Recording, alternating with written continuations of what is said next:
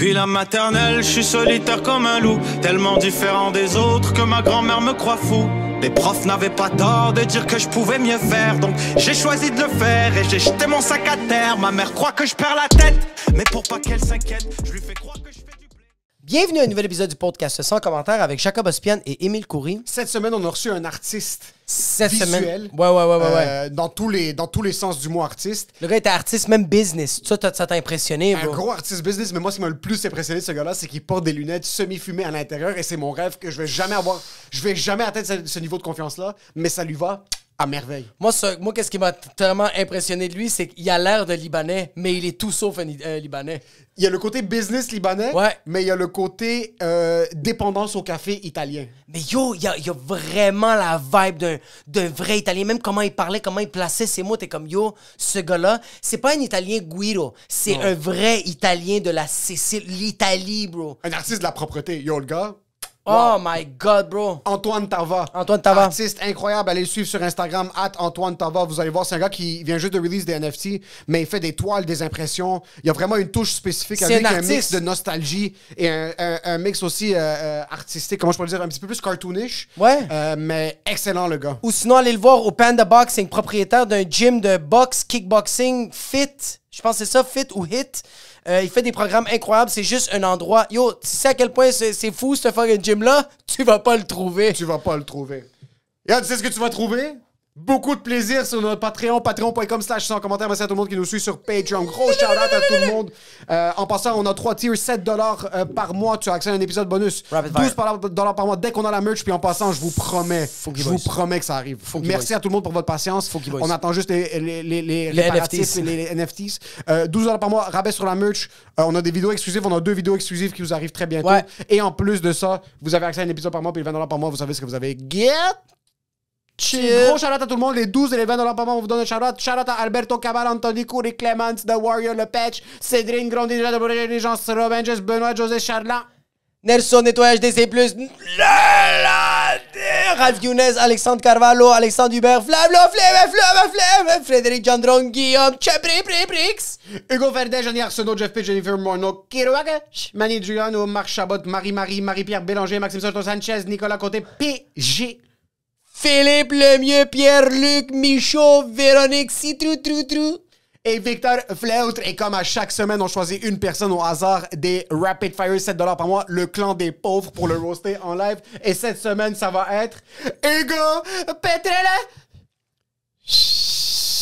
Yo, ça va, Hugo? C'est quoi, tu voulais pas Petro-Canada? Yo, Hugo, je travaille avec toi, ça, je suis pas trop sûr si je pourrais être chose, parce que sinon ça va finir en coup de poing dans le backstage. Mais come on, tu viens d'avoir une augmentation salariale, réinvestie dans le contenu. Il connaît ton salaire, bro. Non, sérieux, vraiment, merci beaucoup. Merci, Hugo. Non, merci. Il faut donner un gros shout-out à Hugo. Hugo, c'est un OG en passant. Ouais. Et je savais même pas qu'il nous écoutait, puis c'est beaucoup plus tard qu'il m'a dit qu'il nous écoutait. Il nous écoute à chaque semaine. Oh shit! Sans faute en passant. Quand il est comme, OK, c'est lundi soir, il rentre à la maison après le travail. C'est tellement sick. S'ouvre une bière, cuisine, s'assure que tout est fait dans la maison. Il écoute Tabarnak. ça. Son fils, son demi-fils, qui s'appelle aussi Émile, commençait à crier des obscénités que nous, on criait. Puis il savait pas comment expliquer ça à son fils qui est pas supposé crier ça. Puis son fils commence à crier. Gros shout-out à Hugo, puis gros shout-out à tout le monde qui nous suivent à $7 par mois. Et yo... Tu sais qu'est-ce que moi, je savais pas qu'il nous suivait? Qu'il nous suit? Il y a une tendance qui devrait être suivie ces temps-ci. Tendance immobilière? Il y a une tendance dans le marché immobilier qui refait surface. Le monde dit que ça sent le printemps. Moi, je trouve que ça sent le condominium. Le monde dit que ça sent le printemps. Moi, je trouve que ça sent la maison à 3 étages qui est délabrée, que tu vas devoir mettre $100 000 pour la rénover. Par contre, pour trouver cette maison délabrée au meilleur prix, ça sent le basturma. Ça sent le bleu, le rouge, le orange. Ça sent Harut Tachedjian. En passant, si Harut Tachedjian avait une odeur, ce serait le Paco Rabanne, le One Ah Gold. oui, vraiment, oui, c'est vraiment... parfaite prédilection de tous les Arméniens. 100 000 %. Comme genre, même quand tu rentres dans ton condominium qui est neuf, ça sent le Paco Rabanne. Ça sent Paco Rabanne. Même s'il y a 4-5 ratons laveurs dans le condominium, quand même Paco Rabanne. Je me demande c'est quel premier Arménien qui travaillait au Jean Coutu qui avait un rabais sur ce parfum-là, qui a fait en sorte qu'il y a eu un effet domino, puis tous les Arméniens. Le cousin de Harut Tachedjian. Si vous voulez des parfums, le cousin de Harut Tachedjian. Par contre, pour acheter votre Husplex, votre Dusplex ou votre Musplex, Bangoloplex. n'importe quel type de propriété. Yo, en passant, Je pense qu'ils avaient posté récemment. Yo, est-ce qu'il y a quelqu'un qui cherche à acheter un garage? Littéralement, n'importe quel type d'immobilier, de business que vous avez besoin qui nécessite un local, acheter ou louer, c'est Harut Tachejian de chez Proprio Direct. Ils ont une équipe fucking incroyable. Tu cherches des murs avec de l'électricité et de l'eau potable? Harut Tachejian de chez Proprio Direct. Même si tu n'as pas besoin d'eau potable, Harut Tachejian de chez Proprio Direct. Et yo, je sais pas comment le podcast se nomme parce que c'est en arménien. Ah oui. Il vient juste de release un podcast avec son partenaire de vie et de travail, Armen. Gros shout-out à toute l'équipe de Proprio Direct de l'équipe Harut Tachejian. C'est en arménien parce qu'il voulait le commencer en arménien pour la communauté spécifique. Il voulait éduquer la communauté arménienne locale de Montréal et de Laval sur l'achat de la propriété puis l'accès à la propriété. Si vous parlez arménien ou si vous parlez pas arménien, juste le visuel est incroyable. Allez le checker. Mention pour les spectacles live. Le 10 mai, je fais mon show cuisine. Je fais 30 minutes de nouvelles blagues. J'ai 2 invités surprises et un animateur. Et le 26 mai, je fais mon show cuisine au Jockey, bar Le Jockey à Montréal. C'est encore 2 invités surprises, un animateur. Et si t'es plus dans les environs de Terrebonne, je pense le 30 juin, je fais un spectacle au Foutoir, au McTavish. C'est une place incroyable. Sinon, le 3 juin, je suis ça Rive-Sud à Longueuil, à la salle Fen Place. Allez voir ça. C'est tout dans mes réseaux sociaux si vous voulez me voir en live. Et moi, ça arrive très, très, très bientôt. On a des gros projets pour l'été qu'on ne peut pas annoncer tout de suite. Hein? Et pour ce qui est de l'épisode, enjoy the show.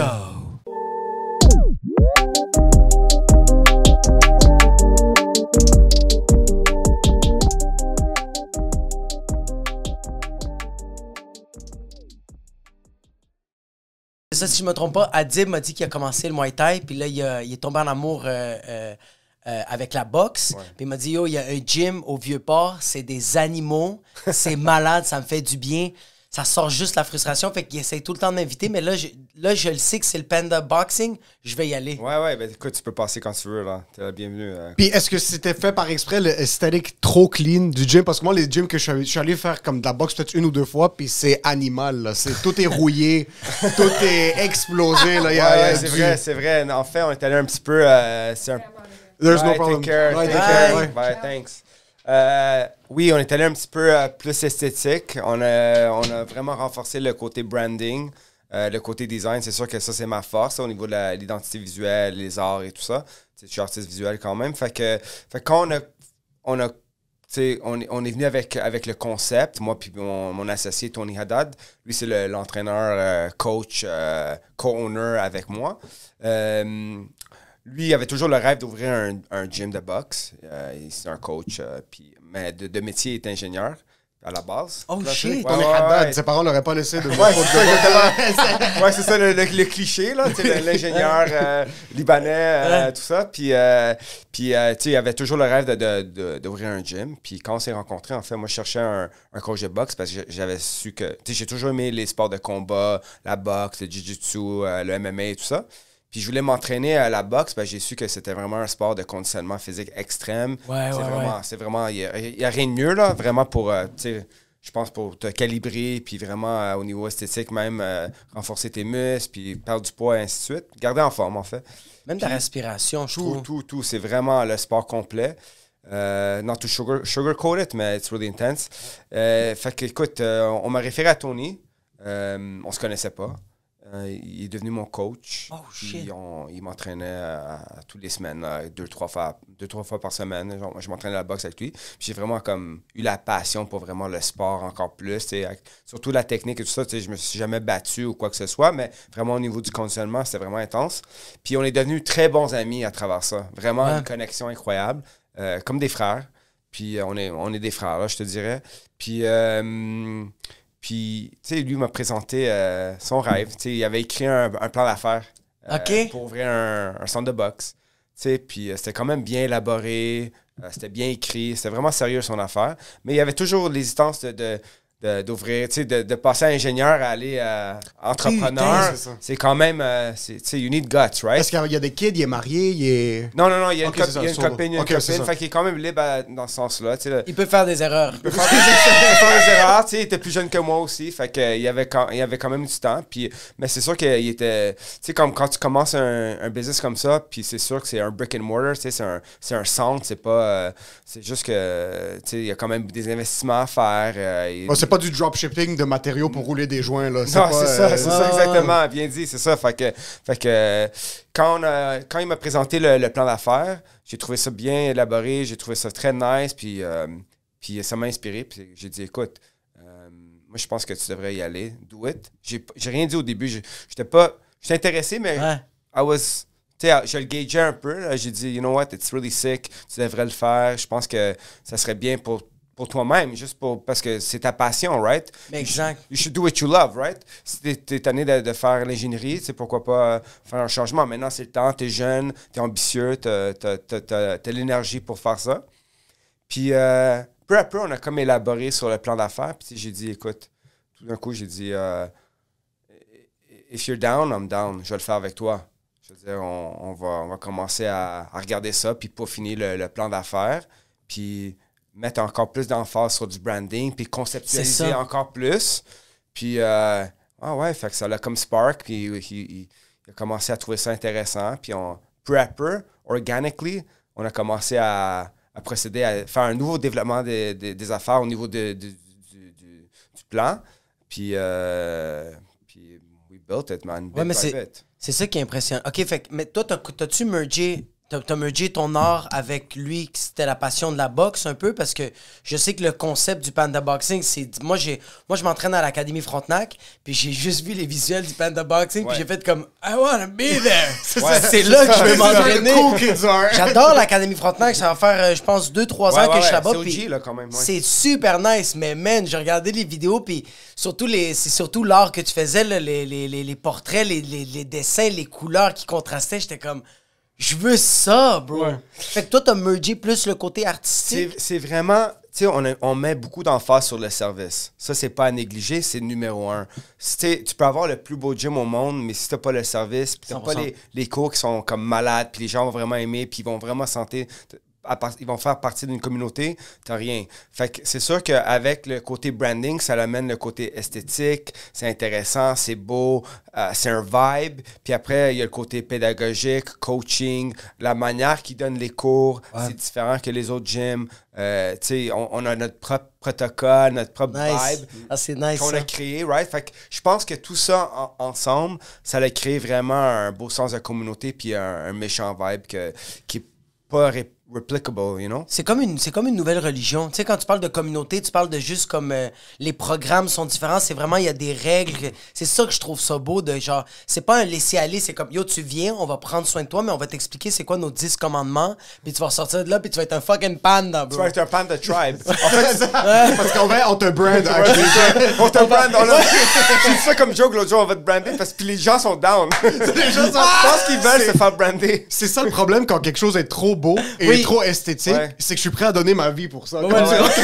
Écoute, les Panda Tribe, là, on a vraiment créé un Panda Tribe. Ok, vous êtes vraiment une secte. On est vraiment... Ça va, Tom Cruise? C'est malade. Moi, je suis le preacher, you know. Je dis pas. Mais non, mais c'est malade. Honnêtement, là, on a vraiment comme une complicité avec les clients. On les voit même pas comme des clients. C'est vraiment, like... J'utilise le terme là, family, not loosely. C'est vraiment un terme qu'on utilise beaucoup parce que on les voit vraiment tous les jours, 2 fois par jour, à toutes les heures, n'importe quand. Quand je rentre, je les vois. Il y a une amitié qui se forme, il y a un bond qui se forme. Fait que c'est au-delà d'un gym facility. C'est au-delà d'un boxing gym. Je peux même pas l'expliquer. Fait que les gens qui viennent là, they feel home. Puis, the beauty is that ils se font tellement d'amis à l'intérieur de la communauté. Exact. Tu sais, moi, j'avais expliqué sur un autre podcast, je disais, écoute, j'ai dit, tu sais, moi, j'ai grandi dans les cafés italiens. Je suis d'origine italienne. Fait que dans la petite Italie... T'es 100% italien? Ouais, 100%. Mes deux J'étais parents sûr qu'il y avait un petit Libanais là-dedans. T'es trop business! Lui, il est comme, il y a quelque chose de Libanais, quelque chose de Beyrouth dans toi. Peut-être le nom Antoine. Ben, ma copine est libanaise, fait que tu vois... Ok, t'es libanaise. Ouais, c'est ça. Voilà. Ouais, c'est ça. Kebeneye, Kafta, ouais. Maintenant, je mange hybride, italien et libanais. Hybride, genre de son prassade dans du Kebeneye. Le cannelloni, il y a un Kafta à l'intérieur. Avec le full sur le côté, maniquiche. Ok, très bien. On n'y est plus, là. Là, c'est carb overload. Là, c'est walking season. Ouais, so it's amazing. Mais c'est quoi je disais, là? T'as grandi dans des cafés italiens. Ouais, c'est ça. Fait que c'est ça. En grandissant dans les cafés italiens, ce que tu réalises, c'est que... Tu sais, je le prenais pas acquis, mais tu rentres dans un café italien, puis tu vas prendre un café, tu vas connaître personne. Ouais. Puis quand tu sors de là, tu t'es fait 10 amis. Puis c'est ça un peu que le vibe que moi puis Tony, on voulait amener. Puis tu peux pas le forcer, mais c'est comme le vibe que tu amènes en soi. C'est le vibe que nous, on amène. On a un peu cette mentalité-là. Fait que c'est replicated among our community. Fait que les gens, ils ressentent ça. Ils ressentent le côté communautaire. On va, tu sais... Ouais, tu vois que ça vient de nous dans ce sens-là. C'est une chaîne de communauté parce que là, ils le font au Panda Boxing, mais après ça, ils vont le faire à l'extérieur du Panda Boxing. Ils vont le faire dans leur vie. De ce sens de communauté, de comme yo, t'es jamais seul. Ils vont être dans leur fucking condo, dans leur building pour faire comme yo. C'est juste, qu'est-ce que je trouve nice des arts martiaux, de la boxe, c'est que c'est très cheesy ce que je veux dire, mais ce que tu appliques dans le gym, tu vas l'appliquer après dans ta vie. Puis c'est pas que c'est quand même strict la boxe. Fait que genre, je le sens beaucoup que quand t'es strict dans le gym puis qu'il y a comme cet effet de communauté-là, tu le fais après avec ta famille, tu le fais après avec le monde, à ta job. Le monde, on est très individualiste, mais je le sens que depuis que je suis à l'Académie Frontenac, depuis que je pense même le Panda Boxing, je veux être nice avec les gens, je veux parler avec les gens, je veux les... Puis toi, tu t'es inspiré des cafés italiens, c'est fucking sick. Écoute, you nailed it on the head. C'est exactement ça. Écoute, nous, on se fait taguer là, dans des vidéos sur Instagram.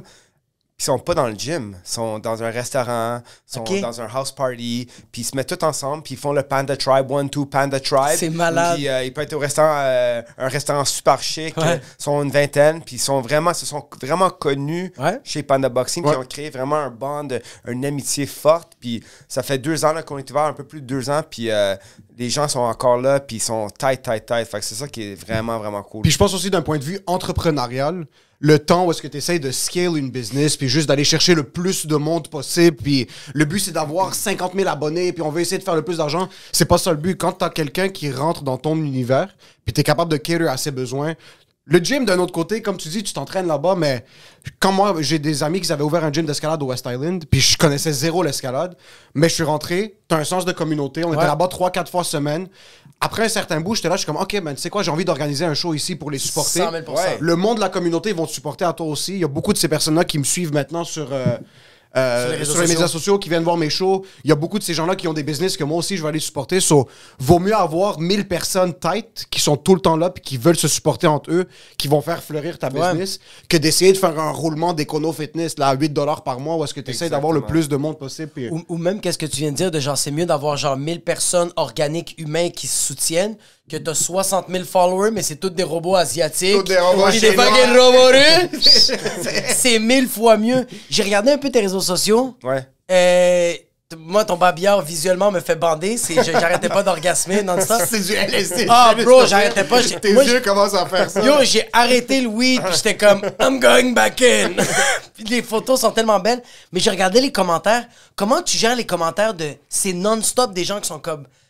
collab, DM, puis tu réponds comme je réponds plus. Ah, t'es trop fort, bro, parce que yo, c'est 60 commentaires de comme yo, c'est fucking fou, DM, puis genre, il y a du monde avec des comment on appelle ça, les certified? Ouais. Là, moi, je fais comme oh mon dieu, quelqu'un a écrit DM certified, je clique, puis la personne a genre 1,5 million de followers, je fais comme genre what's happening? Comment tu gères ça? Écoute, les réseaux sociaux, ça va rechercher tous les genres de partout, puis on crée vraiment, à travers ça, des belles communautés, puis des belles collaborations.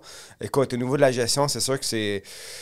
Je suis souvent sur mon téléphone. Fuck. Ma copine se plaint. Non, je blague. Non, mais écoute, les DM, ça l'arrête pas. Il y a toujours des collaborations. Puis c'est vraiment... c'est quand même une nouvelle façon organique de créer des bonds avec les gens. Puis faire des nouveaux contrats. Écoute, je passe à travers. Tous les jours, il faut que je passe à travers vraiment old school. Là. J'ouvre mes DM, puis je regarde. Tes courriels. Je filtre, puis tu sais, mais j'envoie beaucoup de proposals. Les gens demandent des proposals pour des collaborations, des toiles ou ainsi de suite. Puis en même temps, à parallèle de ça, je gère aussi le Panda Boxing au niveau des communications. Fait que des fois, il y a des sponsors, il y a d'autres marques qui veulent collaborer. Fait que je fais des proposals aussi, des soumissions pour ça. Ouais. Fait que il y a beaucoup de gestion. Honnêtement. Beaucoup de business, comme tu as l'art, ce que tu fais, mais tu gères le... Puis est-ce que, je donne un exemple, quand t'as des personnes que genre font comme yo, mets ton NFT dans mon wall pour que je le prémouvoie, puis tu vois qu'il y a beaucoup de followers, est-ce que toi, tu vas faire un suivi de comme, tu connais-tu des gens que tu vas faire comme yo, est-ce que cette personne-là est legit ou c'est... Je pense que c'est important de faire ta recherche. C'est ça, ok. Parce que tu veux pas diluer ton brand non plus. Tu peux pas faire toutes les collaborations au monde non plus. Là. Fait que c'est vraiment de filtrer, voir, pick your battles. You know? Tu sais, au début de ma carrière, c'était un peu plus abusif dans le sens que je faisais un peu tout pour me faire connaître, 100%. pour bâtir un peu de notoriété. Mais maintenant, dans mon parcours, dans ma carrière, je suis un peu plus sélectif. Puis je gauge vraiment les gens avec qui je collabore. C'est important pour pas diluer le brand. Puis maintenant, avec tous les multi-channels que je fais, il y a Panda Boxing qui a un business, un brick and mortar, on appelle. Ouais. Puis après ça, il y a les NFT. Le Mythos. Il y a le Mythos, qui est Mytho Fox Club. Ça, c'est un new venture. Ouais. Vraiment, vraiment le fun. J'ai lancé il y a quelques mois. C'est vraiment cool. Puis c'est en perpétuité, right? Ça continue un écosystème de NFT qui va grossir, qui va grandir. Ouais. Il y a d'autres collaborations qui se font avec d'autres artistes, ainsi de suite. Il y a toute une gestion, il y a tout un système là-dedans qui prend énormément de temps. Il n'y a pas juste Instagram. Instagram, en fait, c'est peut-être le réseau social le moins utilisé. C'est Twitter, c'est Discord. Faut vraiment... Le NFT, ce qui est vraiment différent du NFT, quand je vends mon art, exemple à travers une galerie ou quoi que ce soit, quelqu'un va voir la toile, va dire « Ok, je vais l'acheter, je vais la mettre dans mon salon, puis c'est fini, right? » Ouais, j'ai quand même je peux avoir une relation avec cette personne, mais aussi je peux pas en avoir. Ça dépend, right? Les gens achètent, ils sont discrets, puis ça veut pas dire qu'ils me contactent ou ils veulent devenir mon ami, right? C'est dans leur salon, and they have to live with that peace. Le NFT, c'est différent, c'est très community driven. La manière dont j'ai bâti mon NFT, j'ai fait un hybride. J'ai fait avec un sens de communauté en créant le personnage. 1000 versions de ce personnage. Ouais. Fait qu'il y a quand même le sens de communauté. Fait que tu peux aller chercher plus de gens qui investissent dans la communauté. Mais j'ai quand même aussi fait un hybride où il y a encore le sens artistique, signature, Tava. Ouais. Fait qu'à place de faire comme Bored Ape, où ils ont fait 10 000 variations, qui est très communauté, j'ai fait un art et communauté. Okay. Mais la communauté, faut que tu comment on dit, feed it. Il faut que tu sois toujours là, conscient, you have to expect, like they demand a lot. Yeah. Okay, so it's not that they demand a lot. You have to feed the community. Il faut vraiment comme engager avec les gens de ta communauté, les holders. Puis c'est ça la relation qui est différente avec les Beaux-Arts. C'est que maintenant, c'est un back and forth. Il y a une conversation. Eux vont me donner leurs idées, leurs intentions. C'est vraiment, il y a beaucoup d'engagement. Ça, c'est vraiment intéressant. Puis à tous les jours, j'apprends. Ouais, mais c'est comme une famille. Tu gères un peu la famille. Toi, t'es comme le papa de cette communauté-là. Puis tu fais le dimanche, on reçoit tout le monde, puis on mange. C'est un peu... tandis que quand c'est plus organique, c'est comme il n'y a pas ce... Il peut l'avoir, mais OK, ouais. So, juste parce que avant d'arriver là, t'es arrivé aux NFTs, puis ça a pris... Je pense que pour faire un truc hybride comme toi, où est-ce que ton project que tu lances a une certaine notoriété aussi, là, le monde respecte ton art, t'as dû te défoncer le cul pour arriver à ce point-là mon art a un certain respect in the streets, comme de manière organique dans la vraie vie. Je veux juste backtrack un petit peu, là, parce que surtout dans ces temps-ci maintenant, on a cette nouvelle vague de NFTs, Digital Media Artists, mais il y a 5-6 ans, peut-être même une dizaine d'années, dire que comme je suis un artiste pur et dur, le monde te regardait, c'est comme, OK, comment t'es capable de manger, là? Ouais, c'est exact, ouais. Où est-ce que ça a commencé? C'est quoi tes premiers souvenirs d'avoir commencé à dire comme, OK, je m'enligne vers la vie d'artiste? Man, c'est exactement ça. Écoute, début de carrière, moi, je travaillais comme directeur artistique dans des boîtes. Fait que j'étais toujours dans le domaine artistique, mais je faisais pas mes œuvres, je faisais les œuvres pour les producteurs. Juste après l'université, comme t'allais à l'université en communication? Après ça, j'étais allé en animation 2D. J'étais un animateur 2D. Animateur 2D. Animateur 2D. Après, je suis devenu directeur de l'animation. Puis après ça, je suis devenu un DA dans les boîtes pour de l'animation, sur beaucoup d'animation. OK. Quelle boîte t'as travaillé? C'était Oasis à l'époque. Puis, c'est quoi le plus gros projet, par exemple? Écoute, j'ai travaillé sur comme 16, je sais pas, c'est des séries pour les jeunes. OK, des séries animées. OK. Ouais, c'était des séries télévisées. Écoute, j'ai fait belle carrière. C'était vraiment le fun de travailler dans le pipeline, le 9 à 5 ou plus, avec les producteurs. Le 9 à 9 plus. Je travaillais très près avec les producteurs, fait qu'il y avait beaucoup de confiance. Puis, ça m'a vraiment structuré au niveau du travail. Là. C'était vraiment discipline, puis les quotas, puis vraiment, il faut que tu livres. Parce que les épisodes dans ce temps-là, peut-être coûtaient 400 000 épisodes. Il fallait que ça soit fait en un time frame où que c'est... c'est rentable, puis ça coûte cher. Les animateurs, le pipeline de toute la prod. Fait que moi, j'avais beaucoup de stress dans ce sens-là, mais c'était incroyable. J'ai vraiment aimé mon expérience. Puis écoute, j'avais toujours l'admiration pour les artistes. J'étais toujours dessinateur depuis que je suis jeune. C'était inné. J'ai toujours dessiné, puis fait de la peinture, puis fait tous les trucs multiplateformes dans tous les sens. Mais je savais pas c'était quoi vraiment la vie d'artiste. Ouais. Je me labelais même pas comme un artiste, honnêtement. C'était même pas quelque chose que je voulais faire parce que je me sentais pas comme... Je me sentais un petit peu phony. Ouais. J'étais dans la prod, je faisais mes affaires. Je savais que j'avais du talent, mais c'était pas exploité comme je l'exploite maintenant. Fait que durant la fin de la prod, mon dernier contrat, j'ai décidé de prendre une pause. J'ai dit, tu sais quoi? J'avais une grande admiration pour les artistes montréalais. Il y en a tellement qui sont tellement bons. Puis les vieux de la vieille qui font ça depuis très longtemps. Il y en a qui font ça depuis 20 ans, puis ont fait une belle carrière, ainsi de suite. Ils ont travaillé à l'international, puis local. Puis, écoute, je me suis dit, je sais pas comment ils ont fait, mais je pense que je vais juste me louer une galerie, créer une collection d'art que j'aime faire. Je vais faire des toiles, des originaux, whatever, ainsi de suite, puis même des impressions. Puis je vais toutes les accrocher. Puis j'ai loué la galerie pendant une semaine. À l'époque, c'était dans le plateau. Je pense qu'il y a déjà 12 ans de ça, quand j'ai commencé ma carrière. Puis j'ai fait le PR moi-même. J'ai acheté les bouteilles de vin, le fromage, tout le vernissage. Là, les flyers. J'ai vraiment les full pin là-dessus, là, mais j'ai fait ça solo. Puis les amis sont venus, la famille est venue. C'est le premier événement. Ils n'ont pas le choix. C'est ça. Qui d'autre tu connais que tes amis et ta famille? Mais il y avait un bon turn-out parce que le quartier était quand même intéressant, puis il y a beaucoup de gens qui passaient. Il est quand même artiste, le plateau. Ouais, c'est ça. Surtout il y a 12 ans, il y avait comme un vibe différent. Puis, il y avait moins de Français. C'est bon, on a rien contre les Français. Mais écoute, il y a un bon vibe, puis ça m'a vraiment motivé parce que j'ai fait un sold-out show. Nice. Écoute, c'était pas cher. Là. Mes toiles à l'époque, je pense que je les vendais comme 200$, des grosses toiles. Maintenant, je pense que j'ai un ami qui en a collectionné, je pense, une vingtaine. Fait que, oh, wow, OK. Sitting on a gold mine. Il a vraiment cartonné là-dessus. Il attend que tu deviennes Michelangelo, puis après, il va faire un milliard. Ça va, Salvador Dali? Ouais, il y avait de l'espoir. Fait que ça, c'est vraiment cool. Tu sais, des fois, je vais chez lui, puis je les vois, puis c'est vraiment mes vieux trucs. C'est nice. I like the way they're aging. Tu sais, je les vois, puis j'ai une belle appreciation. Mais quand tu regardes tes vieilles pièces, est-ce que tu dis, merde, j'étais vraiment pourri? Ou est-ce que t'es comme ça c'est ce que ça représentait, ma manière de penser à ce temps-là?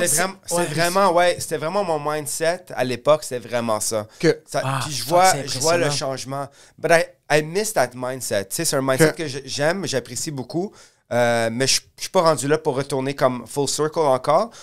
Les œuvres que j'avais faites à l'époque, les premières, ils étaient un peu plus dark. C'était politique. Politique, t'étais rebelle. Satire, nice. mais quand même cartoon. Fait que le côté politique intense, il paraissait pas parce que même un enfant pouvait passer devant puis voir « Oh, wow, regarde papa, c'est vraiment beau. » Parce qu'il y avait le côté très... clash, tu sais, nostalgique, cartoon. Fait que c'est quand même plaisant. Mais si tu rentrais dans la thématique de l'art, c'était dark. C'est fucking sick, ça. Nice, fait que ça, j'ai commencé ma carrière comme ça, un petit peu avec le dark. Il y avait du dégoulinant, mais beaucoup de dark. Tu sais, même il y avait Big Bad Wolf qui représentait des trucs politiques, tu sais, la dictature, des trucs comme ça. Je rentrais vraiment dans l'histoire, tu sais, italienne, roumaine. Shit! C'est vraiment des trucs intenses, là. OK. Ouais.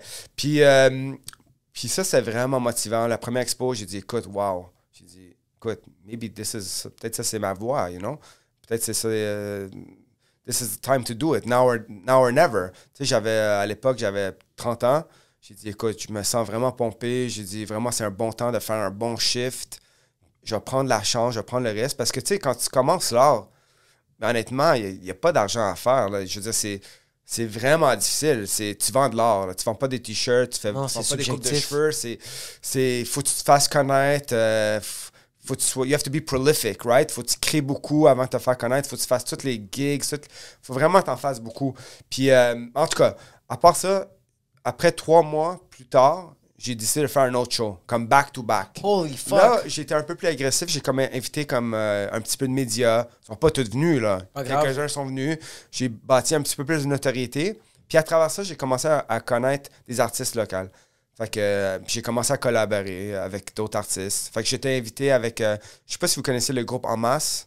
Ils faisaient des murales noirs et blancs. C'est comme une collective d'artistes, de plusieurs artistes montréalais. Maintenant, je pense qu'ils en font moins. Mais à l'époque, c'était vraiment... ils ont vraiment explosé. Puis ils m'ont invité pour faire des murales avec eux au Musée des Beaux-Arts, ainsi de suite. Fait que ça, c'est là que j'ai vraiment commencé à me immerse dans la scène artistique avec d'autres artistes. Puis comme... C'était vraiment inspirant. Puis à travers ça, j'ai commencé à collaborer avec d'autres marques. Fait que c'est ça, t'es passé d'un freelancer vraiment indépendant. C'est quoi ton open mic? Parce que nous, on allait faire des open mic dans des cafés, dans la rue, dans des bars de danseuses nues. Dans des parcs, c'était dégueulasse. Commencé quelque part, hein? 100%. C'est quoi un open mic pour un art? Comme moi, je suis un jeune maintenant qui veut que c'est quoi mon open mic? Est-ce que c'est des trucs que tu fais toi-même? Est-ce que c'est essayer de faire un genre un Banksy ou est-ce que tu fais un dessin? C'est tu prends une vraiment photo? ça. Mon open mic, c'est faire des murales gratos, m'acheter les canettes, m'acheter ma peinture, faire des murales. C'est fou. Ou exemple, je sais pas, un festival va m'appeler, va dire écoute, Antoine, on veut t'inviter à faire peindre sur un mur durant un festival. Puis on a un budget de 200 balles. Mais Ça va durer 3 jours. Ça va durer 3 jours, mais ça va me coûter 500 balles. C'est ça, c'est qu'avec la peinture. Fait que je mets la 500 balles, il me donne 200 balles, je perds de l'argent, mais c'était. Mais j'avais pas le choix. Écoute, je faisais tout. Il fallait vraiment bâtir une notoriété. Ouais. C'est comme un brand, right? Si tu veux te faire connaître, t'as pas le choix. Fait que j'ai vraiment investi dans moi-même. Parce que les murales dans la ville, en passant, quand on marche, puis il y a une murale, par exemple, à côté d'une business, j'assume que le brick and mortar, c'est la propriété de la business, mais la ville, par exemple, t'avais dit le musée des Beaux-Arts. Ouais. C'est eux qui commissionnent la pièce à, par exemple, un artiste spécifique, puis ils te donnent un montant X. Ben, exemple, Musée des Beaux-Arts, ça, c'est un exemple. Ça, c'est avec la collective. Fait que eux, ils ont curate ça avec le Musée des Beaux-Arts. Okay. Puis moi, j'étais un artiste invité à travers plusieurs artistes. On était peut-être une quarantaine. Fait que tous les artistes emerging artists à l'époque, ils ont tous été invités à travers le groupe En Masque. Le chef du groupe a invité plusieurs artistes. Okay. C'est une collective vraiment intéressante. Mais je te dirais, les murales, les festivals, des collaborations, festivals de mode, ainsi de suite, des toiles live, des fundraisers. Écoute, j'en ai fait, là. J'ai tout fait. Les premières 3 ans, là, j'ai pas fait d'argent.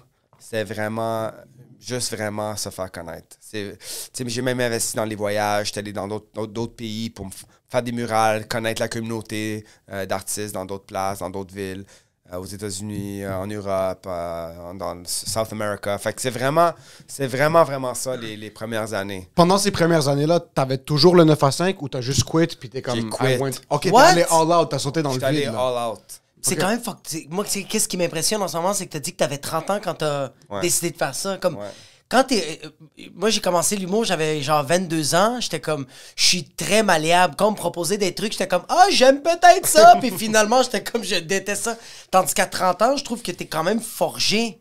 T'as déjà quand même ta personnalité. Tu sais qu'est-ce que t'aimes, qu'est-ce que t'aimes pas. Puis t'es comme, ça m'impressionne que tu fais comme, OK, on va le faire, on va le faire, le festival. Écoute, à 30 ans, je me suis mindé. Là. C'est fou. C'était intense, là, parce que t'as un auto, t'as un mortgage, t'as une copine, Ben oui. t'as de la pression, financial pressure, right? Faut que tu payes tes bills, t'es comme, you're set in your ways. Mais j'ai jamais été une personne vraiment standard dans ce sens-là. Tu sais, je suis pas... Okay.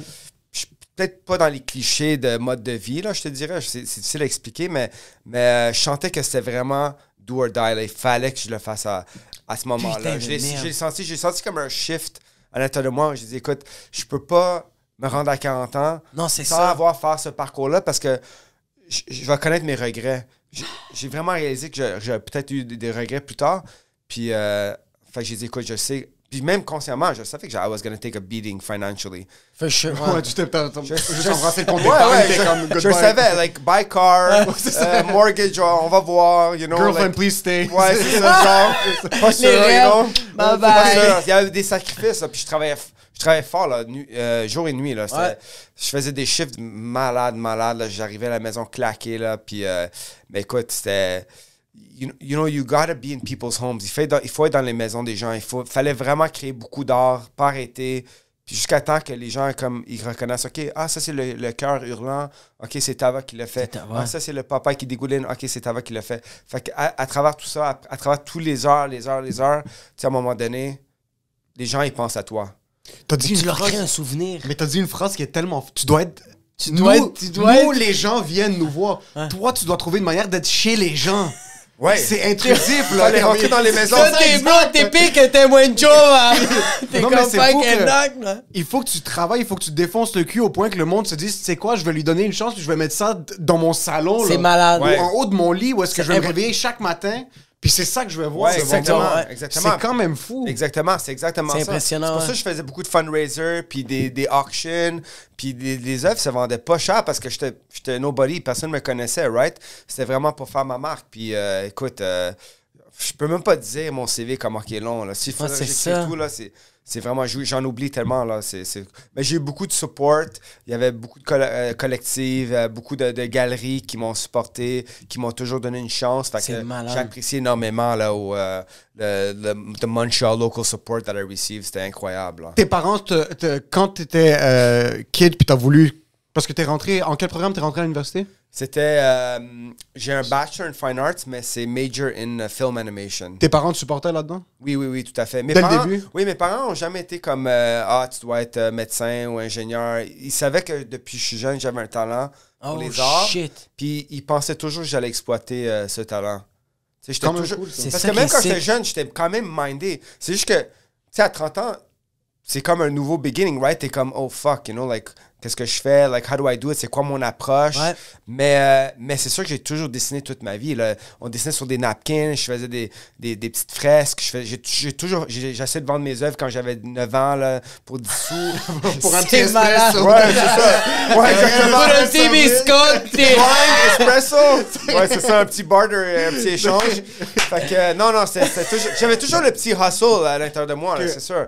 Faut que t'ailles cette ambition, sinon... Puis tes parents l'ont vu, là. Ils l'ont vu. Puis après ça, tu sais, à travers l'université, tout ça, tu développes un sens d'affaires un petit peu. J'ai jamais étudié en affaires. Tu sais, les gens, ils disent « Ah, t'es bon en affaires. » Mais honnêtement, j'ai jamais étudié en affaires. C'est vraiment avec l'apprentissage de tes erreurs que tu apprends comment faire du développement des affaires, puis faire des soumissions, puis des meetings avec des clients, et ainsi de suite, right? Les gens réalisent pas que comme... Ce que les gens voient maintenant, c'est le Screaming Heart en post sur ton Instagram.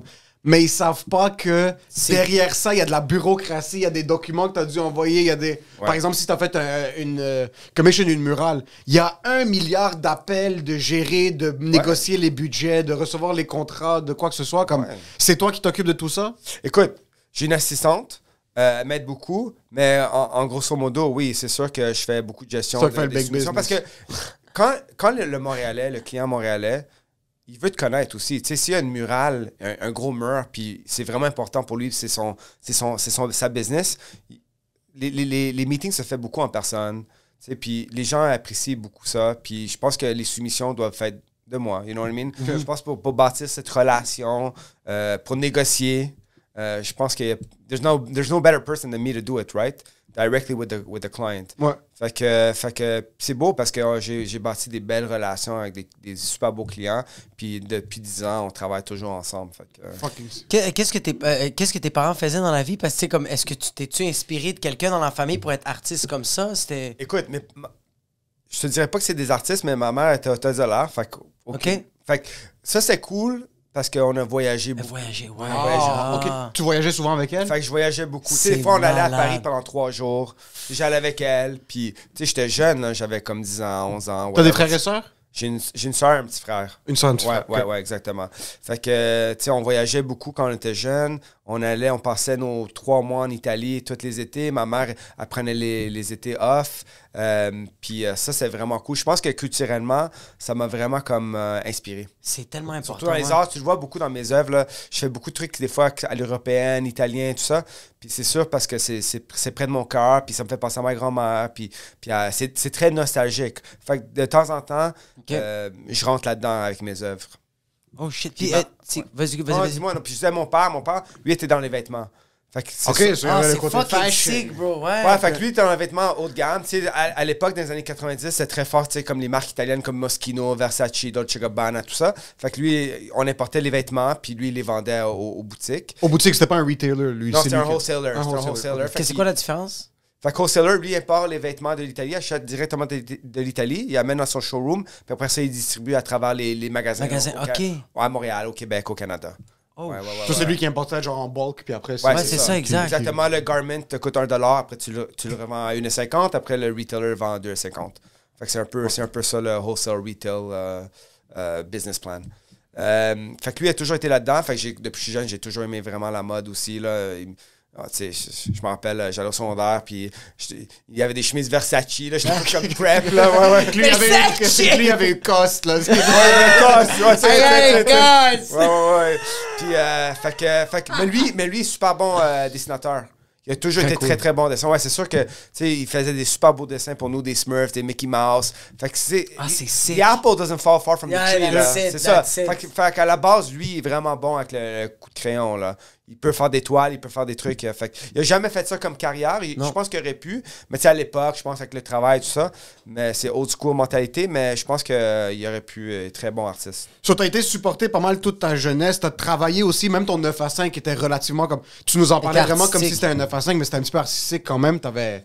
Ouais, écoute, tu dessines puis tout ça. Écoute, c'était la prod, là. C'était la prod. C'est la gestion de prod. C'était plus prod. You weren't drawing. Ouais, c'est ça. Au début, j'ai commencé ma carrière en dessinant. Après ça, quand tu deviens DA, tu dessines moins, tu délègues. C'est toi qui gères les projets. Tu délègues, tu gères. Tu as un chargé de projet, après tu as les quotas, tout ça. Je pense que ça fait encore plus mal, ça. Quand tu commences à faire, par exemple, un bon salaire, comme tu commences au bas de l'échelle, qui est le vrai, le travail que t'aimes. C'est fucking vrai. Tu fais un bon salaire, puis là, tu regardes les gens faire ce que toi, t'aimes faire, puis là, t'es comme shit. Ouais, mais c'est pour ça que je le faisais on the side. Ok, c'est ça. Après le travail, je faisais mes propres projets. Tu sais, je faisais même mes propres séries d'animation, là. Tu sais, je faisais toute la prod. Je faisais le booking dans mon studio, les voice-overs, j'étais writer, j'étais animateur, j'étais dessinateur. Tu sais, quand je finissais mon travail à 5 heures, par exemple, là, je rentrais chez nous, je mangeais, puis j'étais déjà sur l'ordi en train de faire ma série d'animation. Très nice. Mais c'était comme... C'était un hustle, là. Je voulais le faire, puis c'était plus fort que moi, là. Il fallait que je le fasse. Puis si ça marchait pas, je m'en fous. Au moins, j'ai su que je l'ai fait... Au meilleur de my abilities, right? Ouais. So, t'as passé la portion de ta vie open mic, où est-ce que comme tu voulais être chez les gens, tu commences à faire un petit peu ton nom. Qu'est-ce qui t'a fait démarquer officiellement? C'était quoi le turning point? Comme c'est quelle pièce d'art ou quel branding? Est-ce que c'était le Screaming Heart qui t'a vraiment mis plus sur la map? Ou... Man, ça, c'est une bonne question, honnêtement. Là. Je pense... C'est sûr que le plethora du travail que j'ai fait, ça a vraiment amené beaucoup. Mais le symbole le plus populaire, c'est le cri, le cœur qui le hurlant. Là. J'ai commencé à faire ça, à mettre ça dans les rues, sur mes murales. Je faisais du wheat paste. Écoute, je suis pas street artist, hein? Je suis artiste visuel. C'était pas... à l'époque, quand j'ai commencé ma carrière, j'expérimentais beaucoup. Fait que j'ai commencé à faire du street art. Fait que je dessinais mes cœurs sur du papier comme industriel. Blueprint paper. Je colorisais, je les peignais par main, à la main. Après ça, je les coupais, puis je les pastais avec une colle sur les murs de briques. Je faisais ça à travers Montréal, puis à New York, et ainsi de suite. Une chose que je me suis jamais fait pogner à New York. Qu'est-ce qui arrive si tu te fais pogner? Je pense que c'est trespassing ou c'est... Je pense que tu peux plus rentrer aux États-Unis pendant un petit peu, puis t'as un méchant fine, là, ouais. Juste parce que t'as mis un cœur sur le... c'est comme un peu du graffiti. C'est vandalisme. Mais c'est du beau vandalisme! Aux États-Unis... Le Bronx s'est explosé anyway! Ouais, mais aux États-Unis, ça niaise pas. Ouais, tu te fais pogner, là, même si tu mets un collant, là, si tu te fais pogner, c'est... Ok, attends un peu, t'as peut-être la réponse à ma question. Comment les gens se rendent sur les ponts pour mettre les graffitis? Comme tu sais, les graffitis qui sont dans les espaces les plus fucking random. Lui, il fait plein d'accidents sur la 40 parce qu'il fait juste regarder les graffitis. Ça, c'est des Daredevil, man. Ça, c'est juste ça. T'as déjà été témoin de quelque chose comme ça? Moi, je suis pas dans la game là, du graffiti. Là. Ça, c'est des machines, là. C'est un autre monde. C'est vraiment Yamakasi, là, comme il grimpe les trucs. J'ai un ami graffiteur, puis lui, il est vraiment accro, là. Lui, il se promène dans la rue, puis... À chaque mur, chaque truc qu'il voit, il pense juste à ça, comment il va le faire. Il est comme ça, là. Puis je veux même pas le savoir, là. Ouais, il est comme addicted, là. C'est comme l'héroïne, là. Il est en train de marcher sur Saint-Laurent, puis Dan, t'as fait juste entendu. Ouais. C'est comme ça.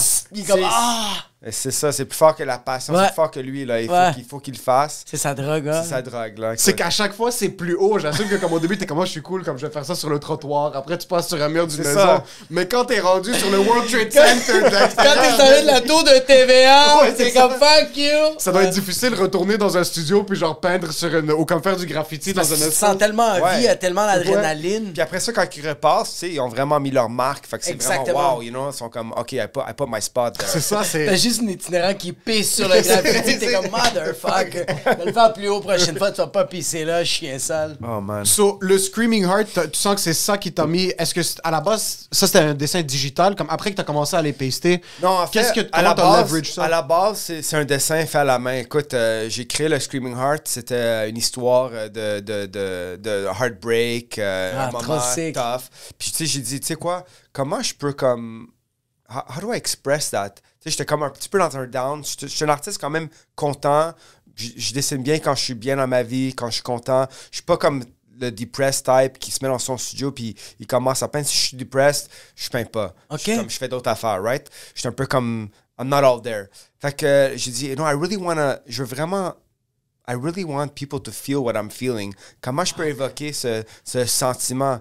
Fait que j'ai dit, ben c'est vraiment à l'interne, c'est vraiment mon cœur. Tu sais, je parle beaucoup avec mon cœur. Fait que j'ai dit, oh my God, comment je... Puis là, j'ai dit, tu sais quoi, I feel like I gotta just scream it all out. Tu sais, je dois crier. Puis j'ai dit, ben écoute, le cœur qui crie. Fait que ça, c'est comment le cœur hurlant is born, right? J'ai commencé à dessiner un cœur, puis avec une bouche, avec une langue, puis qui hurle. Puis ça a commencé comme ça. Crayon, papier. Puis après ça, je l'ai digitalise. Puis je l'ai fait sur toile, je l'ai fait sur des murages, je l'ai fait sur des wheat paste posters. J'ai fait tout. Puis maintenant, sur les vêtements. Mais c'est ça que je trouve ça impressionnant. Tu vois, comme moi, on dirait que dans ma tête, un artiste qui fait de la peinture, c'est tout le temps, ses œuvres, c'est tout le temps dans des moments qui est dans un sous-sol.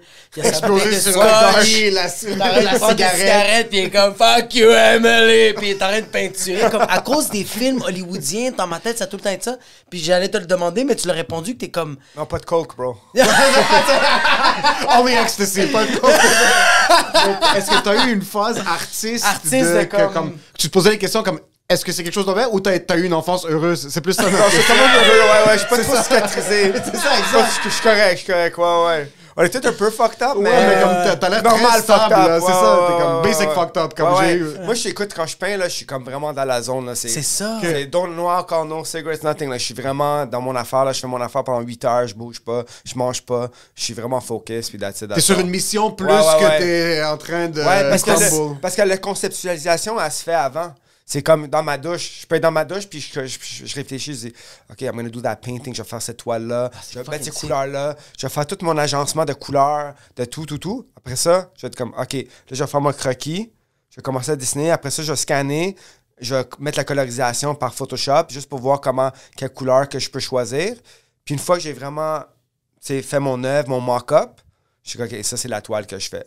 Fait qu'il y a comme un processus. Ouais. Quand j'arrive sur la toile, je suis pas comme, oh yeah, OK, je vais faire, oh non, j'ai quand même une structure. Exactement. J'ai une mission. Puis quand j'arrive au bout de le temps de faire la toile, mais ça, c'est vraiment la mission, là. Ça, c'est execution.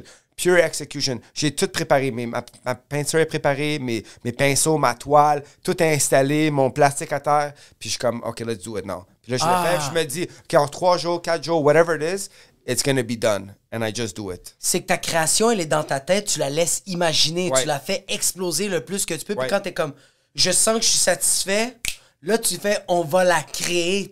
C'est ça qui est fou. C'est que tu l'imagines et elle devient... Mais c'est ça de l'art, bro. C'est exactement ça. C'est exactement ça. Ouais. C'est comme très structuré dans ma tête. Ah, c'est Je suis pas fucking comme... Je suis pas... Tu sais, freestyle, c'est cool. Je peux dessiner freestyle n'importe quand. Je peux te faire une murale live. Mais je suis dans ma tête, j'ai comme une structure. Phase 1, phase 2, phase 3, phase 4. OK. Puis quand j'arrive à la toile, c'est execute maintenant. T'es pas comme un bohème de l'art, t'es plus un hitman. T'es comme... Je suis un hitman, ouais, c'est ça. snipe, C'est ça la mission. Ouais, j'ai une mission, là. Avec les lunettes fumées, là, t'es juste... Je garde un toujours 9 mm sur moi, live. même les lunettes de soleil, je mets quand je peins. C'est fucking dur, je trouve ça. C'est vrai que t'as les lunettes de fumée quand t'es en train de peinturer? Je m'en fous, man. Je travaille dans le noir, on s'en fout. Il voit juste qu'il est en train de peindre, ça fait juste rien, il voit rien du tout. C'est vrai, je fais pas de boxing, on est dans le noir aussi. On peut... Ça économise sur C'est l'électricité. thématique, c'est thématique, là. Il y a 3 chandelles, là, puis ils font des rituels de religion. Exactement. Toi, t'es comme je me suis inspiré du restaurant Le Noir. Ouais, c'est ça. Avec le pen de boxing, t'entends juste... Aïe! Aïe! Les gens sont comme, c'est fucked up. Tu t'habilles toujours en noir, t'es dark, tes peintures sont hyper colorées, Ouais, c'est ça, exact. pastel, joyeux. Toi, t'es comme, t'as l'air comme... Mais il y a des humoristes comme ça, il y a plein d'artistes que comme... Mais t'es le Daredevil des artistes. Je sais pas, je sais pas si je suis Daredevil, ben... Puis... Non, vas-y, je t'en prie. Je J'étais fucking curieux parce que là, t'es passé du Screaming Heart. C'est un peu comme ça que moi, je t'ai découvert. Ma blonde m'avait partagé tes œuvres. Comment tu rentres dans une galerie, mais d'une manière que, comme par exemple, Station 16 à Montréal, c'est une des galeries, c'est quand même respecté. Est-ce que tu dois faire une décision? Parce que je vois beaucoup de galeries, puis ça se peut que j'ai complètement tort maintenant. On a tout le temps cette prédisposition à penser que les galeries d'art, surtout dans les villes, genre Montréal, Paris, ces villes un petit peu plus arty, c'est des trucs qui sont plus des artistes traditionnels, ce genre de choses-là. Mais je vois plein de pièces maintenant, des pièces plus éclectiques, des pièces plus jeunes, underground. Est-ce que tu peux sortir... Station 16, c'est un petit peu plus considéré... ça cater plus à un public plus jeune, j'assume. Je te dirais oui et non, c'est hybride. Écoute, c'est pas que c'est plus jeune, c'est que en 2010, je te dirais plus ou moins, il y a eu l'explosion du street art. Fait que le street art, ce que ça l'a fait, c'est devenu comme une tendance. Fait qu'il y a beaucoup de gens qui se sont lancés là-dessus, du jour au lendemain. It was like a new artist was born, puis il faisait du street art. Tu sais, même moi, je me suis lancé là-dedans.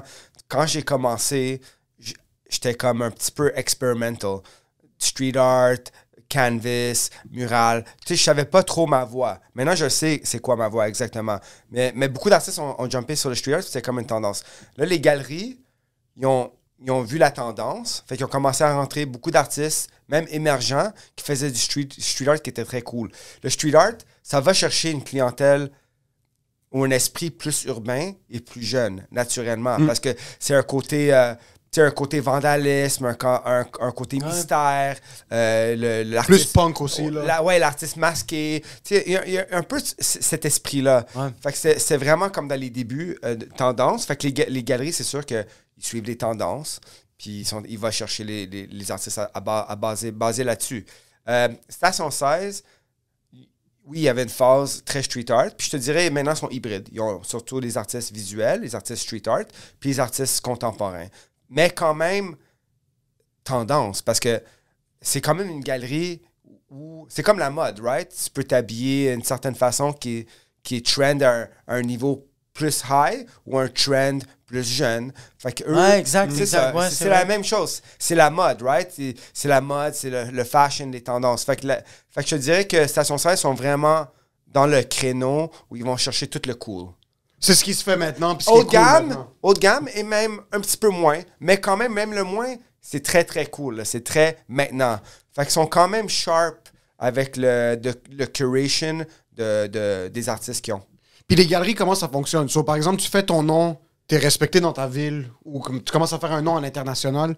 Est-ce que les galeries achètent tes pièces, puis le markup, c'est eux qui font les profits? Est-ce que toi, tu l'exposes là-bas, puis quand c'est vendu, c'est comme il y a une cote que tu donnes à la galerie? Est-ce que tu dois louer ton espace pour... Comment ça fonctionne, ça? Écoute, maintenant, je travaille en collaboration avec les galeries. Les galeries prennent les œuvres, puis les vendent, puis ils prennent la commission. Ils ne chargent pas, ils n'achètent pas. Les galeries, à l'extérieur, ils m'achètent. Exemple, si je ship mes choses en Chine, ils vont l'acheter parce que sinon, je ne vais jamais revoir la pièce. Fait qu'exemple, je vais dire, OK, ben la toile, elle va se vendre 10 000 $ par exemple. Fuck. Je te laisse à 5 000. OK. Toi, tu vas faire l'autre 5 000. Fait que tu prends le risque de la vendre, mais tu me l'as acheté. Puis après ça, moi, je peux dormir le soir. Je peux dire, OK, la toile est en Chine. Je n'aurais jamais pu la revoir, mais au moins, ils l'ont acheté. Même si je fais un deal puis je la vends à 4 500 ou à 4 000, eux, ils la vendent à 10 000. C'est sûr qu'il y a des prix respectés parce qu'on ne veut pas abuser des prix. Puis on veut que les clients achètent au prix du marché. C'est vraiment... Puis toi, t'as pas envie de te faire crosser non plus. Non, c'est tout du standard. Il y a un contrôle sur ça. Ouais, il y a on établit un contrôle. Ouais, il y a un contrôle. Il y a une conversation, il y a un contrat qui est signé pour pas que l'œuvre soit excédée. Non plus, elle ne peut pas être vendue à 20 000 parce que si elle vaut 10 000, right? C'est abusif. Puis je peux pas la undersell à mes vendeurs aussi. Fait qu'il y a comme une négociation à faire. Mais Montréalais, parce qu'on est comme une communauté très proche, tu sais, la station 16, j'habite à 5 minutes. Oh shit. Je vais les voir très souvent. On s'assoit, on prend un verre ensemble, on chill, on jase. C'est vraiment du beau monde. Puis on a des belles conversations. Puis un bon système au niveau des arts. On est sur la même voie, right? Fait qu'eux, ils prennent les œuvres, puis ils les vendent. Au niveau des impressions, vraiment cool. Ils produisent les impressions parce qu'il y a une shop d'impression. Fait qu'ils produisent, mais j'envoie le fichier. Oh shit, ils font le printing, le silkscreen print.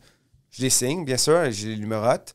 Puis eux aussi, ils deviennent mes vendeurs des impressions. Puis j'ai une question pour toi parce que j'ai adoré le Black and White Midnight Drip. Puis je t'en avais déjà parlé une fois. La pièce d'Anthony Bourdain, c'est une des pièces préférées. Puis C'est-tu avec les peintures que tu... ça dégouline un peu. C'est une légende, Anthony Bourdain. C'est insane sur cette pièce-là. Comme j'allais l'acheter, je pense, pendant décembre, puis elle était sold out. Mais parce que j'avais acheté une pièce d'un autre artiste qui s'appelle X-Ray, puis il avait fait la même chose. C'est un bon gars, ça. J'adore son art aussi, mais pourquoi est-ce que tu printerais seulement 50? Est-ce que c'est pour garder une certaine valeur autour de ça? Ouais. Parce que si tu en printerais 1 million, c'est sûr, il y a quand même une exclusivité, puis il y a quand même un hype là-dessus, tu sais, mais j'aime pas faire des montants vraiment élevés. J'aime garder le petit exclusivity type of aspect. Très cool, ça. J'aime que le client, il sente qu'il y a une valeur aussi à ça. Parce que le print, on dirait que mentalement, on a tout souvent tendance 50. à voir que comme... Mais quand t'achètes, par exemple, un print, je donne un exemple, c'est vraiment pas relié, là, mais de comme Ikea, t'es comme, OK, ça se peut qu'il y ait 1 million de personnes qui l'ont. Sûrement, ouais. Ça perd un petit peu de sa valeur, genre artiste. Ouais. Mais c'est sûrement oui. Parce que le bison là, que tout le monde a chez lui. Ouais, parce que mais ça, je trouve ça cool d'en garder un certain nombre. Comme ça, tu sens que même si c'est un print, puis c'est pas toi qui l'as dessiné sur place comme sur une toile. Il y en a 50. C'est quand même exclusif, genre juste cette pièce-là de ta voix. Ouais, c'est l'œuvre. Après la toile, je te dirais c'est la deuxième œuvre qui est le plus fine art, que tu peux tangible, que tu peux amener à la maison, qui a été touché, signé par l'artiste, puis c'est quand même exclusif et limité. Fait que ça, c'est la beauté des prints. Puis c'est moins cher.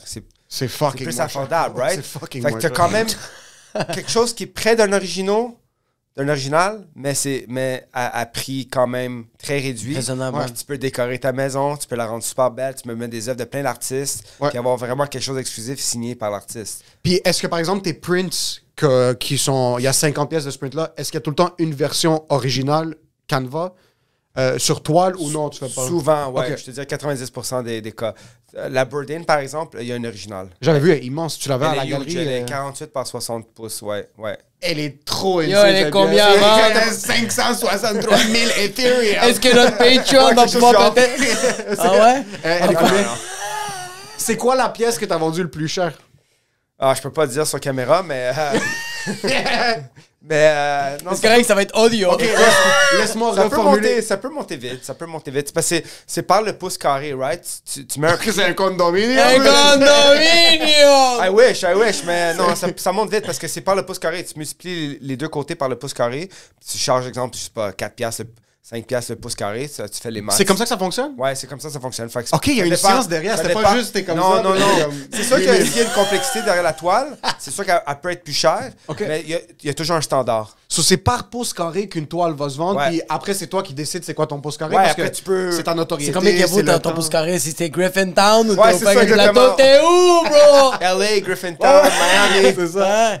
Ah, shit. T'as-tu... Excuse... Vas-y. Oui, c'est parce que c'est relié à vas-y, la vas-y. toile la plus chère. So, tu peux pas dire le prix. Par contre, quand t'as vendu ta toile la plus chère, est-ce que quand t'as reçu le e-transfer ou le chèque, t'as regardé le compte puis t'es comme... Fuck, c'est là que comme j'ai fait ça. J'ai dit, merde, faut que je paye toutes les taxes maintenant. Ça va me coûter 2 voitures en taxes maintenant. J'aurais dû être basé à Swing Appelle sur- la ville municipale! I gotta pay some taxes! Est-ce que ça t'a réveillé de tout le hustle, tout le grind?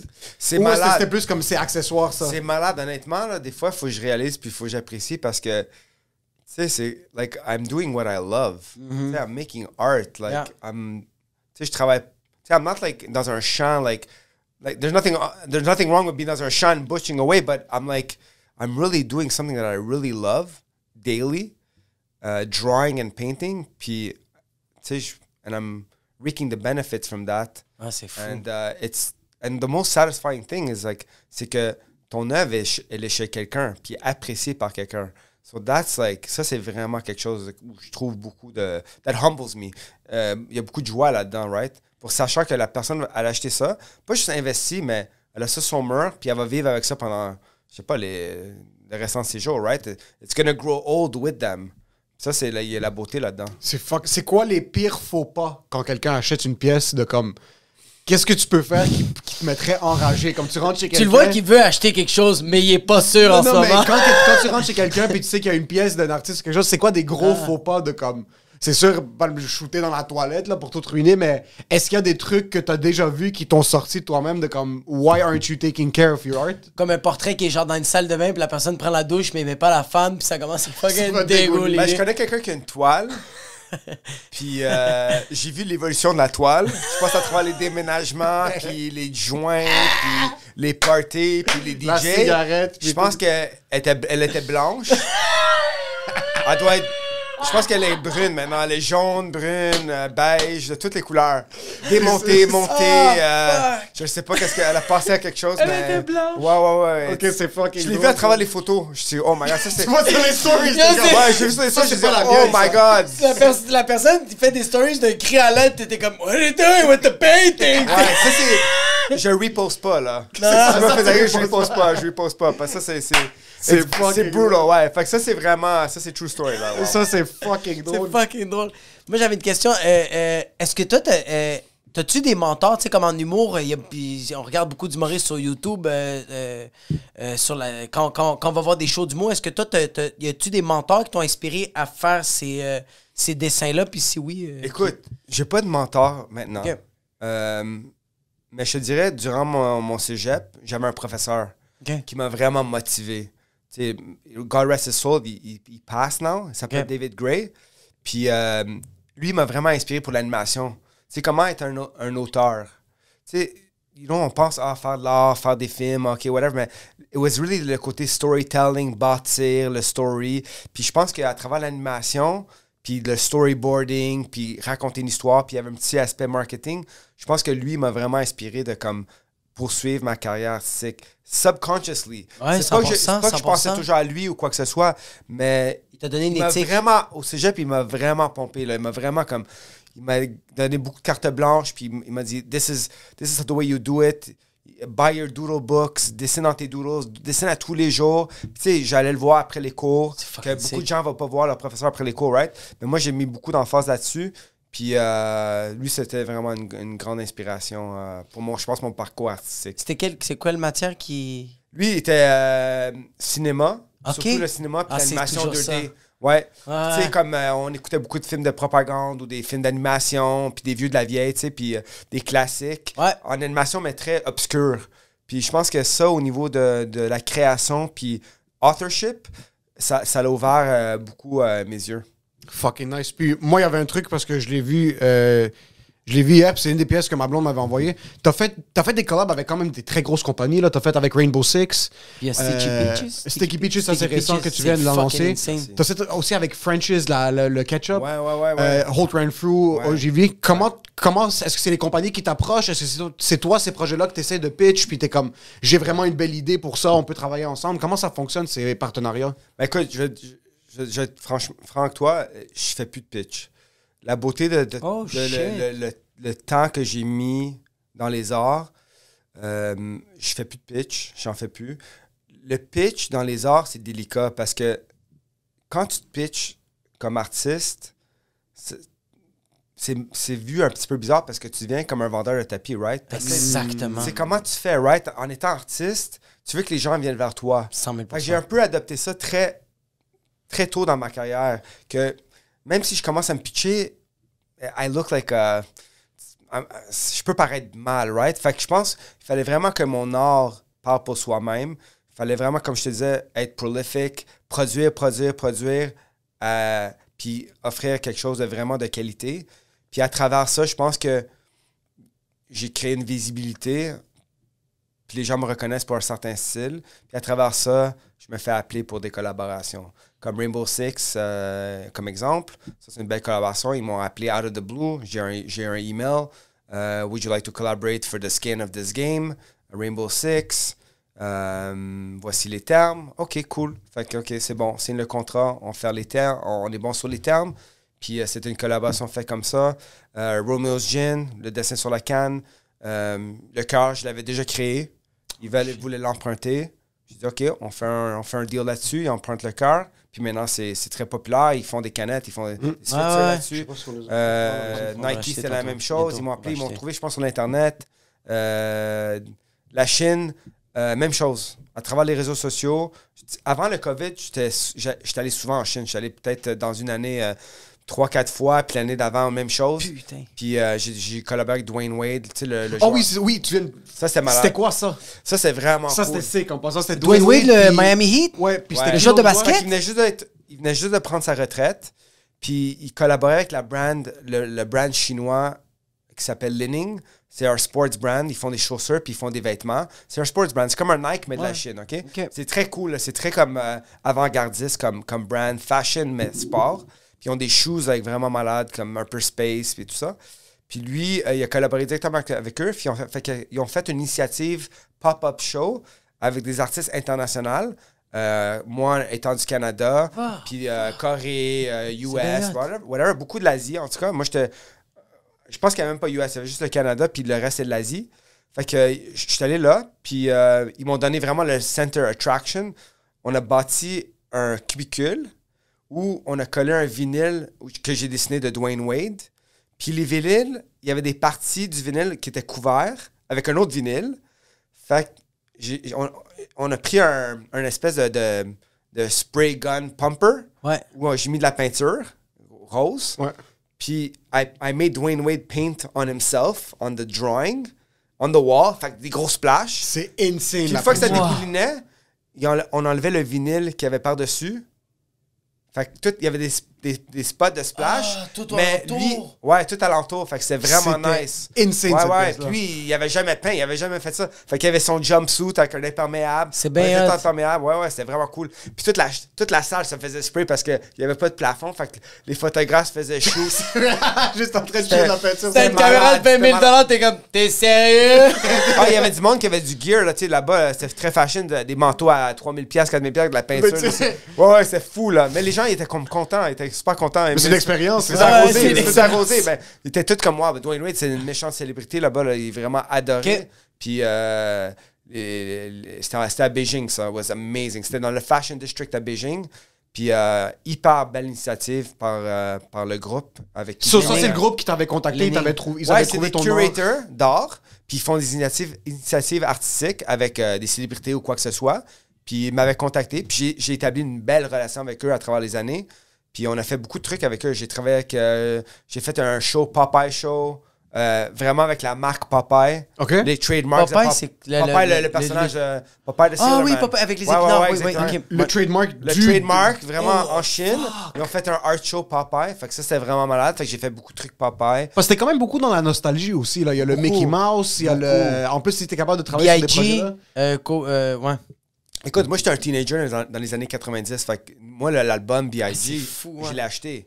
L'album Nas, même en Naughty by Nature en 1990 ou dans les années 80, c'était vraiment mon era. Tu sais, c'était comme late high school, puis late elementary, early high school. Fait que ça, c'était vraiment les débuts quand le rap est devenu le hip-hop. Moi, je me rappelle quand le rap, on l'appelait rap, puis du jour au lendemain, on a commencé à l'appeler hip-hop. On était comme, why is it called hip-hop? C'était vraiment confusing.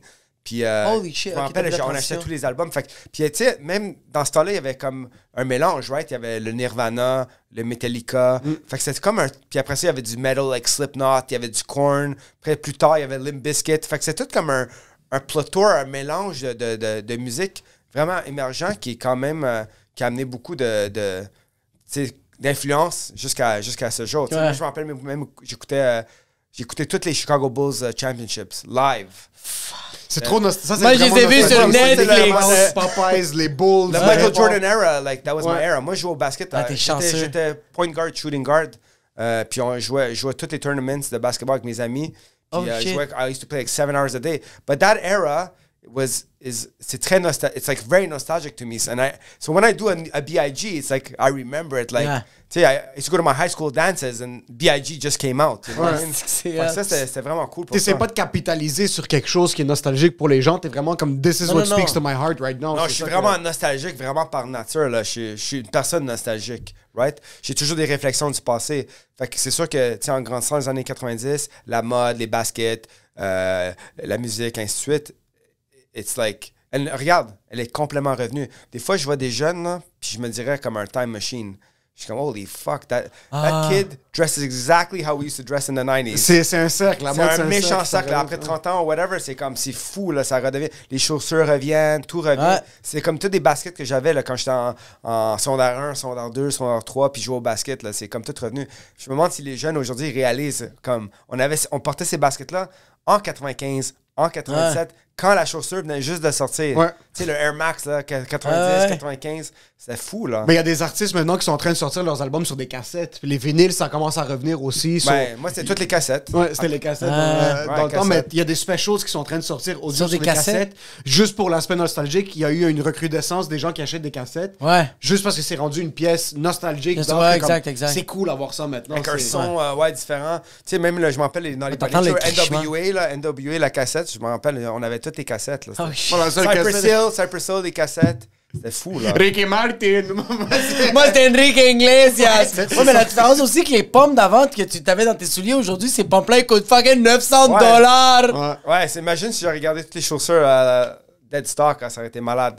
Mais tu vois, même je parle de ça, puis on dirait que j'en fais même pas assez. On dirait que je devrais même mettre plus de nostalgie dans mes œuvres. Tu sais, je dis Cypress Hill, oh my god, I never did a Cypress Hill piece, you know?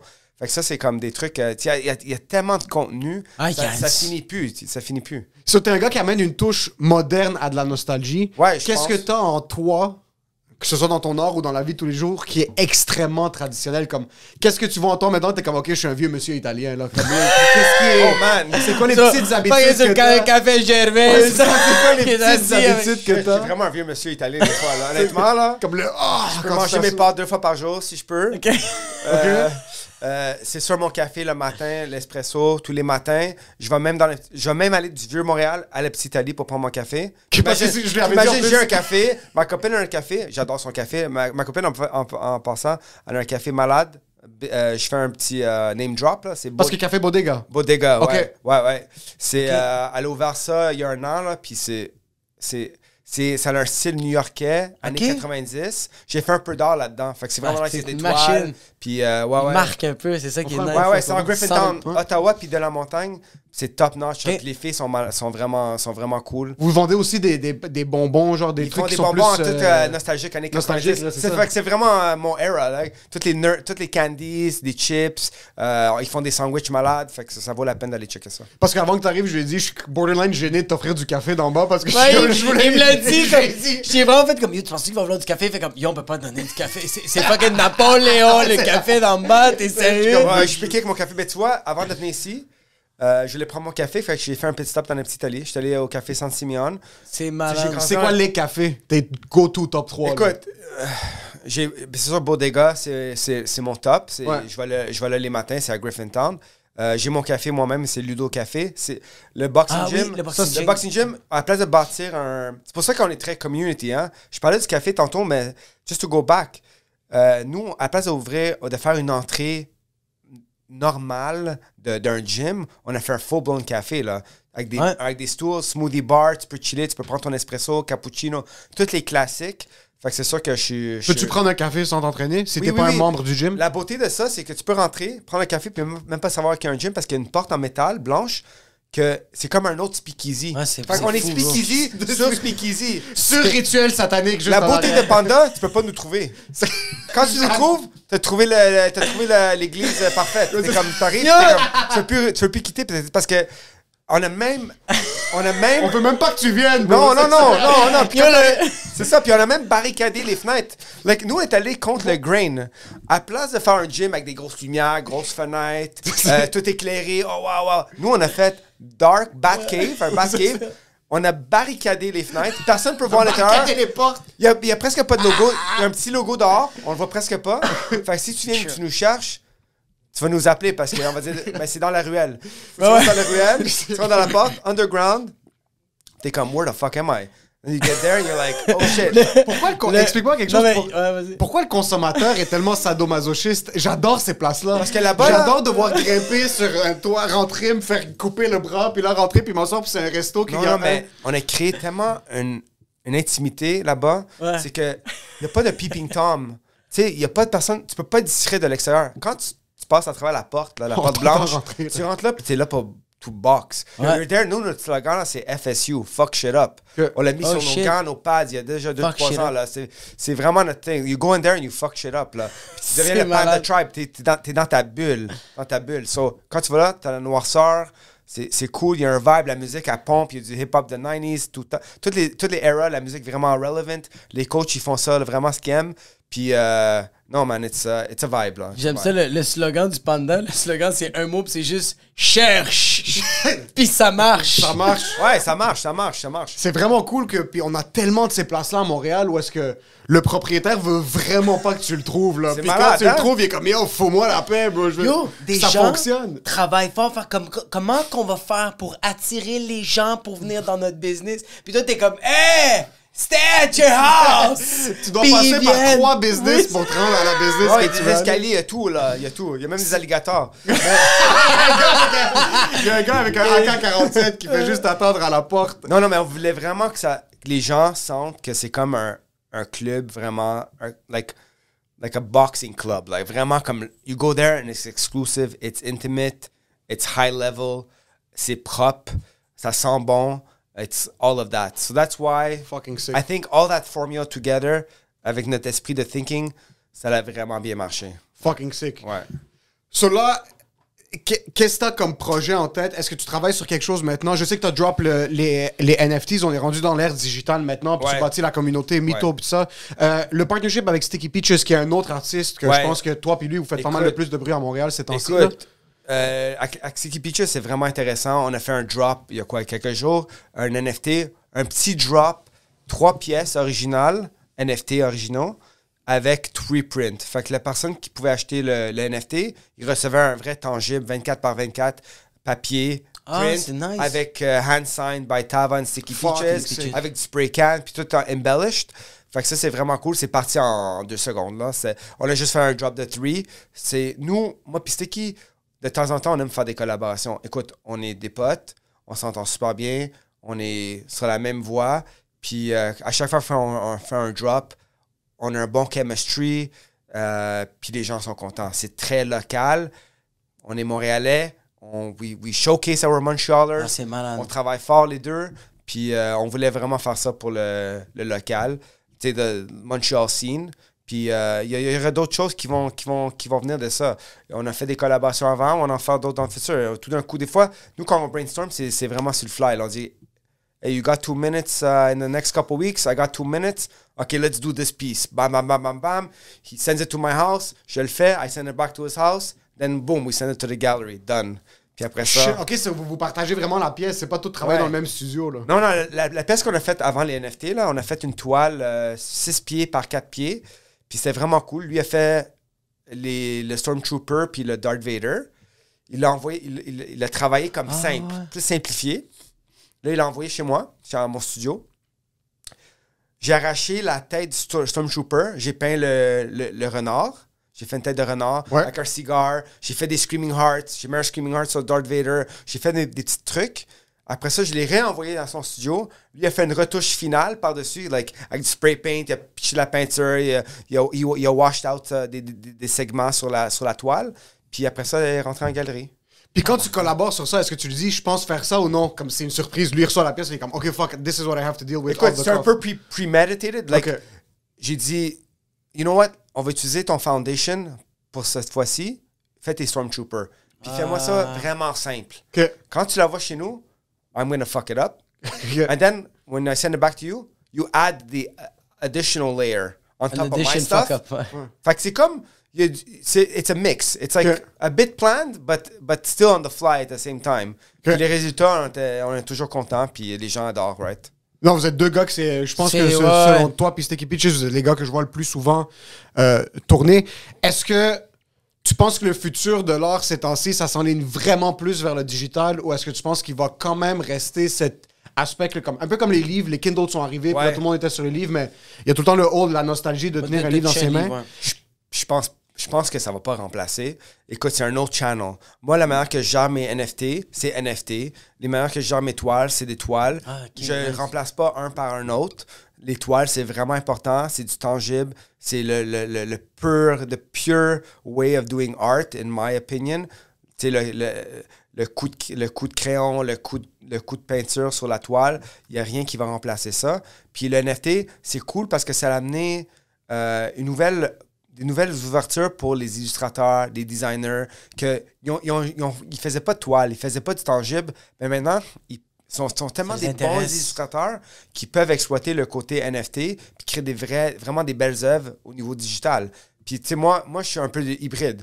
Je fais des toiles, mais à la base, j'adore le crayon puis le papier, les illustrations classiques. Après, je digitalise tout le tout. Je fais la colorisation, puis je peux faire les NFT en racontant une histoire puis créer une communauté. La communauté va être 49 millions $, c'est ça? Je fais ça le prochain Twitter! Puis tu vas chercher en tabarnak pour la trouver, la fucking communauté!